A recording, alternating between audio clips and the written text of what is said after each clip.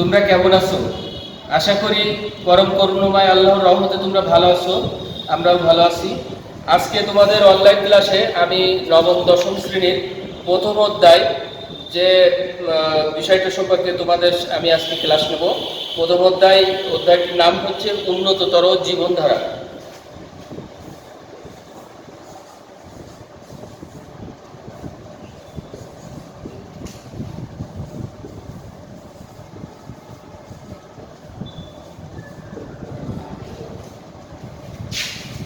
এই অধ্যায়ে প্রথমে আমি তোমাদেরকে খাদ্য সম্পর্কে আলোচনা করব।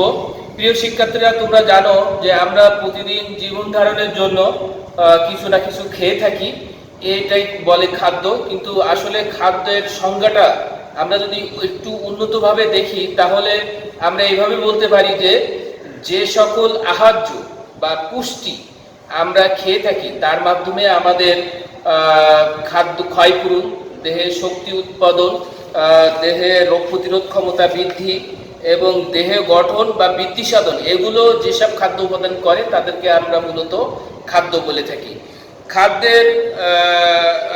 খাদ্যের উপাদান তোমরা আগেই জেনেছো ক্লাস 8-এর ক্লাসে যে খাদ্য উপাদান মূলত 6 প্রকার। আমরা আসো এই 6 প্রকার সম্পর্কে আমরা আগে একটু ধারণা নিই। 1 নাম্বার হলো শর্করা, 2 নাম্বার হলো আমিষ, 3 নাম্বার হলো স্নেহ, 4 নাম্বার হলো ভিটামিন, 5 নাম্বার হলো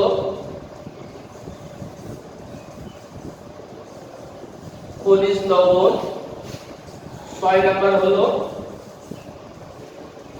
পানি।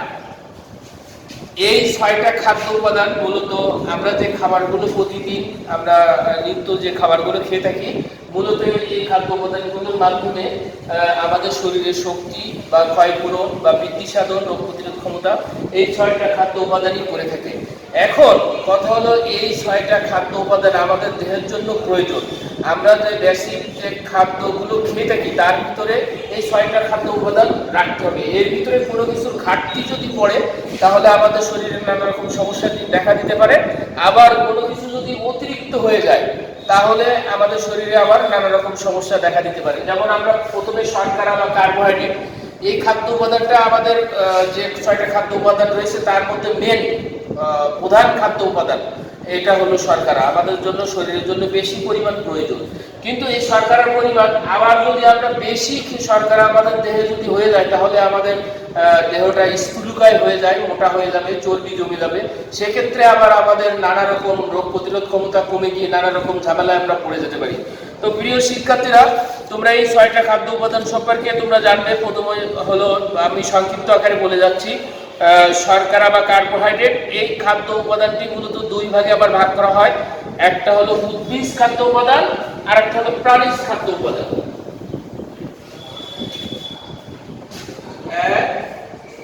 উদ্ভিজ খাদ্য উপাদান,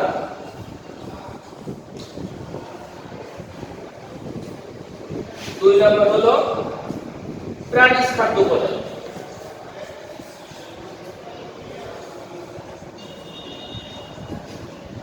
শর্করা মূলত এই 2 ভাগে আবার ভাগ করা হয়েছে।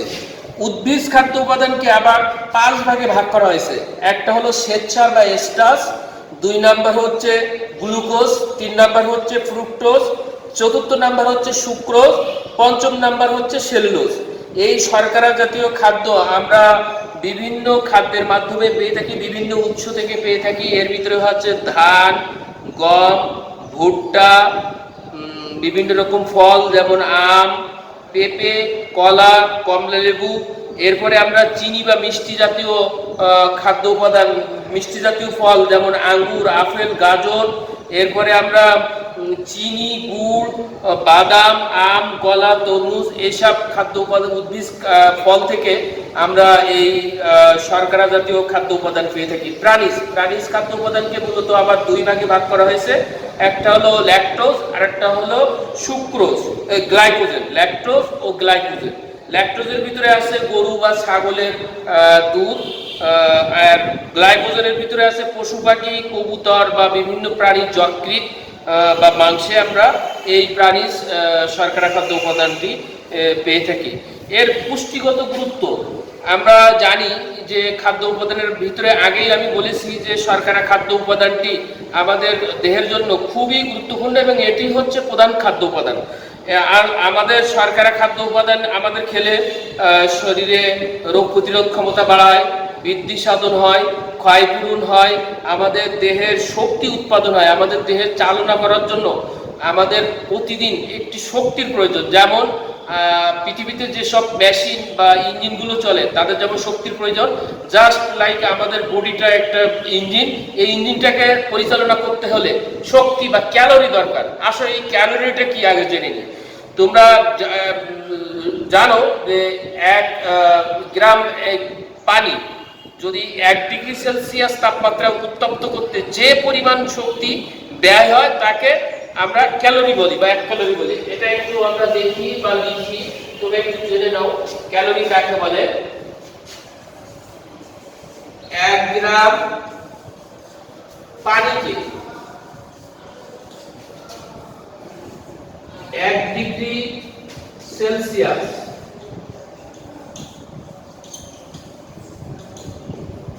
উত্তপ্ত করতে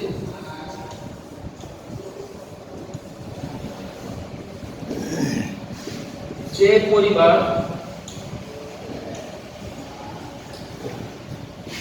শক্তি ব্যয় হয় তাকে ক্যালোরি বলে। এর অপর ভাষা হচ্ছে খাদ্য জারণ, মানে খাদ্যটা ভেঙে আমাদের দেহে যখন খাদ্য যায় তখন খাদ্যটাকে ভেঙে জারণ করে এর থেকে শক্তি বেড়ে আসে, যে শক্তি আমাদের শরীর গ্রহণ করে এবং আমরা এই শক্তি পেয়ে আর কি চলতে ফিরতে, কথা বলতে বা কাজ করতে পারি। তাই আমাদের প্রিয় শিক্ষার্থীরা এই ক্যালোরি বা শক্তি হলো আমাদের খাদ্যটা জারণ হয়। এই জারণ কিন্তু বিভিন্ন খাদ্য উপাদান থেকে আবার বিভিন্ন পরিমাণ শক্তি বের হয়। যেমন আমাদের শর্করা খাদ্য উপাদান 1 গ্রাম শর্করা খাদ্য জারণের ফলে আমরা 4 কিলো ক্যালোরি, 4 কিলো পার গ্রাম শক্তি আমাদের দেহে উৎপন্ন হয়। সবচেয়ে বেশি শক্তি উৎপাদন হয় হলো স্নেহ বা লিপিড জাতীয় খাদ্য উপাদান ভেঙে 1 গ্রাম স্নেহ পদার্থ ভেঙে বা জারণের ফলে আমাদের দেহে 9 কিলো ক্যালোরি শক্তি উৎপাদন হয়। প্রিয় শিক্ষার্থীরা, তোমরা তোমাদের জানার জন্য আমি একটি তথ্য দিচ্ছি, যে হলো একটি পূর্ণবয়স্ক মানুষের এই দৈনিক শক্তির পরিমাণ হচ্ছে 2500 কিলো ক্যালোরি, আর একজন পূর্ণবয়স্ক মহিলার এই শক্তির প্রয়োজন হচ্ছে 2000 কিলো ক্যালোরি। একজন বাড়ন্ত শিশুর প্রতিদিন এই খাদ্য উপাদান থেকে যে শক্তি পেয়ে থাকে এই শক্তির প্রয়োজন হচ্ছে 1800 কিলো ক্যালোরি। আর একজন শিশু মেয়ে, একটা শিশু মেয়ে, তার প্রতিদিন এই শক্তির প্রয়োজন হচ্ছে 1500 কিলো ক্যালোরি। এখন প্রিয় শিক্ষার্থীরা, যদি তোমরা পরিমাণ মতো এই শর্করা জাতীয় বা কার্বোহাইড্রেট জাতীয় খাদ্য যদি খাও, প্রতিদিন রেগুলার তোমাদের খাদ্য উপাদানে রাখো, তাহলে তোমাদের দেহে যে শক্তি উপাদান পাবে এতে দেহে সুন্দরভাবে চলবে। কিন্তু যদি তুমি এই শর্করা জাতীয় খাদ্য উপাদানগুলো বেশি পরিমাণে খেয়ে ফেলো, মানে তোমার ধরো তোমার মাংস খুব পছন্দ, এখন যদি তুমি মাংস বা দুধ জাতীয় খাদ্য প্রতিদিন রেগুলার যদি অতিরিক্ত পরিমাণে খাও, তাহলে সেক্ষেত্রে কি হবে, এই শর্করা দেহে প্রচুর পরিমাণে রক্তের সাথে জমে বা রক্তে স্থান নেবে এবং শরীরে আস্তে আস্তে চর্বি জমে স্থূলকায় হয়ে যাবে। স্থূলকায় হয়ে আমাদের রোগ প্রতিরোধ ক্ষমতা কমে যাবে, আমরা বিভিন্ন রোগে আক্রান্ত হয়ে যেতে পারি। প্রিয় শিক্ষার্থীরা, এইটাকে আমি মূলত আজকে তোমাদের যে বিষয়ে আমি পড়াতে চাচ্ছি সেটা হলো ভর সূচি বা BMI।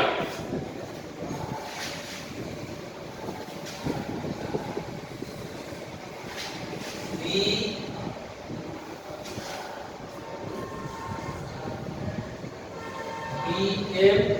কেটে দেন, ঠিক আছে। আমি তোমাদেরকে পড়াচ্ছিলাম শর্করা খাদ্য উপাদান, তার থেকে আমি যে বিষয়টি সম্পর্কে আমি আজকে তোমাদেরকে জানাতে চাচ্ছি সেটা হলো BMI। ইংরেজিতে যাকে বলে বডি মাস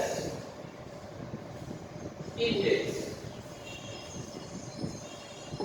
বাংলায় বলে ভর সূচি। এটা একটা গুরুত্বপূর্ণ বিষয়। আসো আমরা প্রথমে জেনে নিই ভর সূচি কি। ভর সূচি হলো আমাদের দেহের ওজনের সাথে উচ্চতার যে সূচি বা সূচক তাকেই বলে ভর সূচি। আমাদের দেহের ওজনের সাথে উচ্চতার যে সূচক এটাকে বলা হয় ভর সূচি। সংজ্ঞাটা আপনাদের আমি একটু লিখে দেই। দেহের ওজনের সাথে দেহের উচ্চতা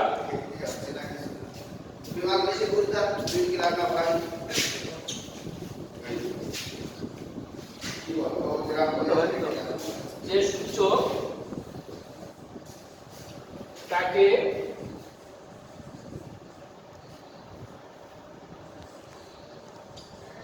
BMI বা ভর সূচি বলে। প্রিয় শিক্ষার্থীরা, তাহলে তোমরা ভর সূচির সংজ্ঞা সম্পর্কে জানতে পারলে যে আমাদের দেহের যে ওজন আছে এই ওজনের আর উচ্চতার যে সামঞ্জস্যতা এটাকে বলে ভর সূচি। এই ভর সূচি আমরা নির্ণয় করতে পারি একটা সূত্রের মাধ্যমে। আসো সেই সূত্রটা দেখি।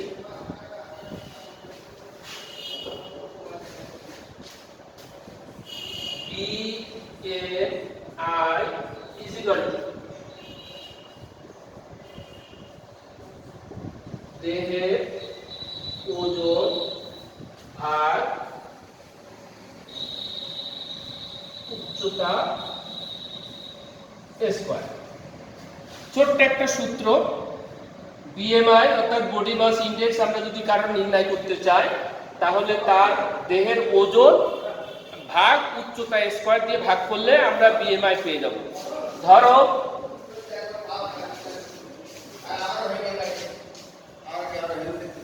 করিমের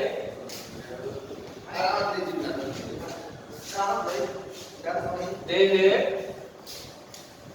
ওজন 40 কেজি এবং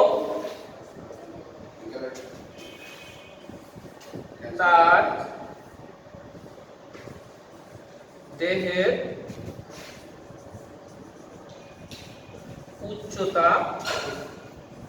1.8 মিটার। করিমের দেহের ওজন 40 কেজি এবং তার দেহের উচ্চতা 1.1 মিটার। তাহলে তার BMI কত? আসো আমরা করিমের দেহের উচ্চতা এখন নির্ণয় করব। তোমাদের আগে আমি একটা সূত্র সম্পর্কে ধারণা দিয়েছি যে BMI নির্ণয় করতে গেলে দেহের ওজনকে উচ্চতা স্কয়ার দিয়ে ভাগ করতে হবে। আসো তাহলে আমরা ভাগ করি। BMI is equal to তার দেহের ওজন হচ্ছে 40 কেজি আর তার উচ্চতা হচ্ছে 1.8, এটা স্কয়ার। এখন আমরা যদি এটা ভাগ করি তাহলে আমরা এই করিমের দেহের ভর সূচি পেয়ে যাব। শিক্ষার্থীরা, তোমরা দেখতে পাচ্ছ যে আমরা BMI নির্ণয় করতেছি করিমে। তার ওজন হলো 40 কেজি আর তার উচ্চতা হলো 1.8। এখন আমি তোমাদের যে সূত্রটা বলেছিলাম, ছোট্ট একটি সূত্র, যে ওজনকে উচ্চতা স্কয়ার দিয়ে ভাগ করলে আমরা ওই ব্যক্তির বিএমআই পেয়ে যাবো। তাহলে তার ওজন হলো 40 ভাগ আমরা দিয়েছি 1.8 স্কয়ার। তাহলে এখানে দেখতে পাচ্ছ 40 ভাগ 3.24, 40 কে ভাগ করলে পাওয়া যায় 12.35। এখন আমরা করিমের উচ্চতা বিএমআই পেয়েছি 12.35। এখন করিমের বয়স ধরো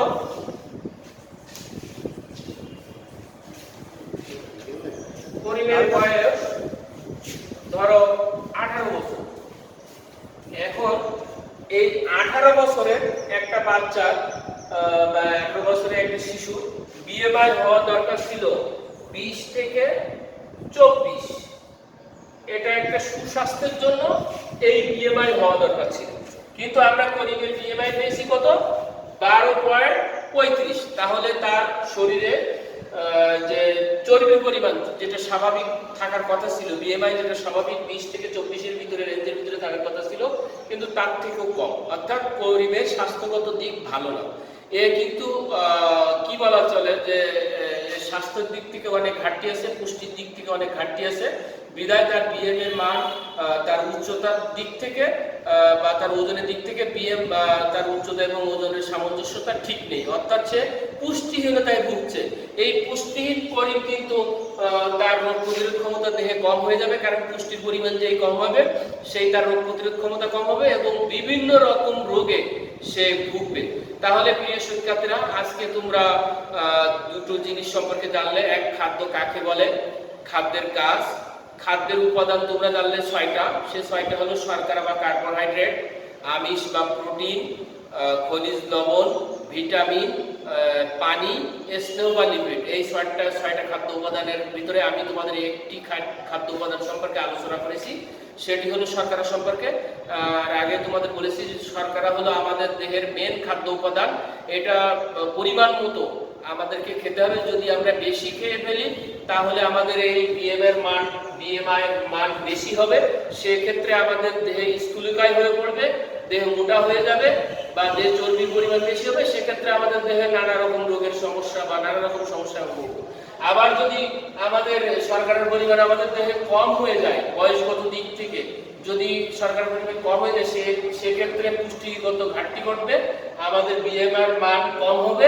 সেক্ষেত্রেও কিন্তু সে লোকটি পুষ্টিহীনতায় ভুগছে, এটা প্রমাণিত হবে এবং নানা রকম রোগে পড়বে। তাহলে প্রিয় শিক্ষার্থীরা, তোমাদের এই যে দুটো বিষয় সম্পর্কে আমি ধারণা দিলাম আজকে, এই দুটো বিষয় তোমরা দেখবে। পরবর্তী ক্লাসে আমরা আরেকটি খাদ্য উপাদান বা দুটি খাদ্য উপাদান নিয়ে আলোচনা করব। আজকের মতো তোমাদের অনলাইন ক্লাস এখানেই শেষ। পরবর্তী ক্লাসে দেখা হবে। আল্লাহ হাফেজ।